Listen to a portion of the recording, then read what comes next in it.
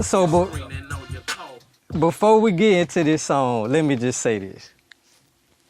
Growing up, BG was our Jay-Z. Like, where I'm from, we lived on every word BG said.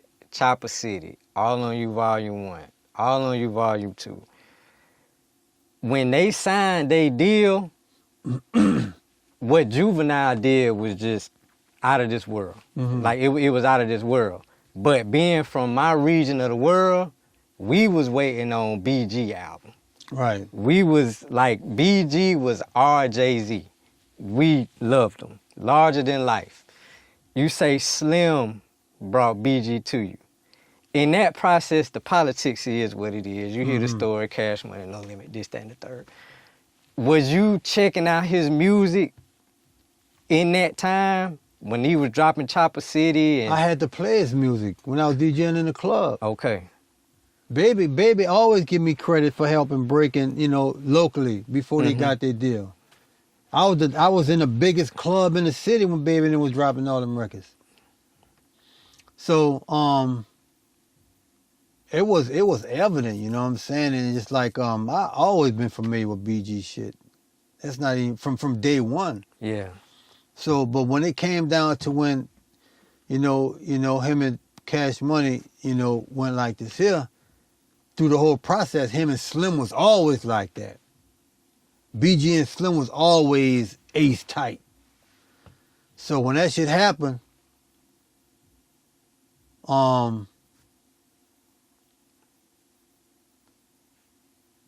Slim came up because we was working on Slim album. And that's when we did, Slim and BG did a song called Never Seen It Coming.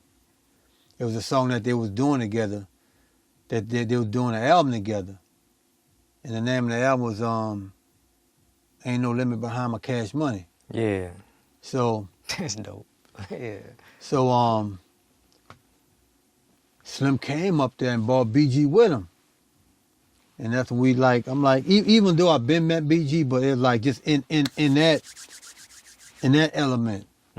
Because I used to always see him coming to the club with Baby when they was promoting this shit. But Slim brought him to my house. So we did that record.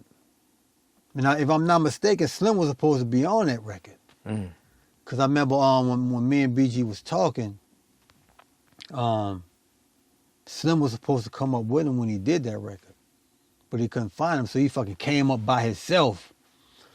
I'll never forget, he came up in there, and we vibed out for a little bit. And he just went in the front. I said, well, shit, let me whip up something. He went in the front, he fell asleep. I came up with the beat, and then the hook came to me.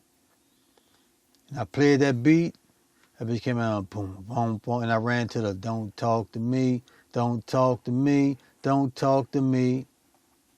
And he was like, oh, yeah, put me in. So he laid that part, and then that's when he came in, when you see me in the street, don't talk to me. That's when he started adding in all the feelings part to the hook. And after he did that, he wrote the verses.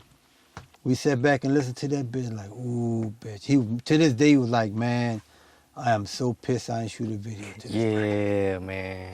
He said after I talked to him, when I went up there by him in Vegas when he came out, we talked, and we always go back to that record. He was like, nigga, I'm so fucking... He said, man, I don't know why I did not shoot a video to this fucking song. That was... Hearing that song is like the shit I live for as a fan. That was our first record. Yeah, because it's like, we done heard him on Manny. Who else to New Orleans to get on the song with other than KLC? You ain't worked with Wayne, have you? Have you worked with Wayne? Wayne the only one. Yeah, because you got tracks with Turk, Juvie. Me and Wayne have never met. Probably, I think one time my manager told me we had the Louisiana Fest of Mystical perform. Well, Mystical was doing his set because with Mystical, when he performed, you got to keep your eyes on this nigga. Because when I say he's all over the place and, he'll call an audible on your ass quick. Yeah.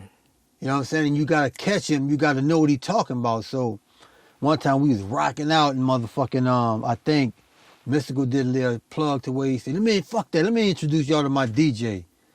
And I'm like, shit, I wasn't ready for it. And he was like, nigga, play that shit you made. And I'm like, oh man, the first song that I came up with was, what was it? Move Bitches Down for My Nigga. It was one of them. And so when I played it, my manager was saying Wayne was like right like next to me like this here, but I never looked his way because when I came up, I didn't see him there because I was up before he came there. So Yeah. I was locked in on Mystical and I just never looked that way. And he said, man, Wayne was right there next to you rocking with you, nigga. I'm like, damn, bro, I didn't even know that. I didn't see him, We but need that KLC. I made man. one for Turk that nobody haven't heard yet though.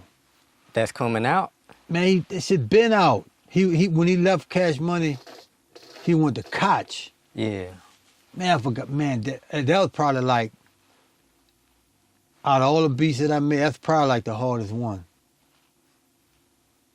That was probably the hardest one. That bitch was probably harder than